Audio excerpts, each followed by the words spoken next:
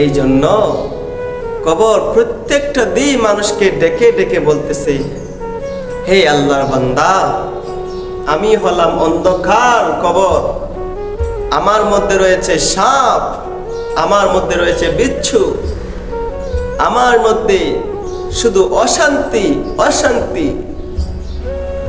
হে বান্দা, তুমি যদি আমার ঘরের মধ্যে এত অশান্তি, এত সাপ বিচ্ছুর মধ্যে তুমি শান্তি পেতে চাও, তাহলে আল্লাহ তাআলা তোমাকে যেই পথে চলার তো নির্দেশ দিয়েছেন, রাসূলে কারীম যেই পথে নির্দেশ দিয়েছেন চলার জন্য, ওই দুইটা রাস্তায় কোরআন হাদিস মেনে জীবনকে সুন্দর করে আসো।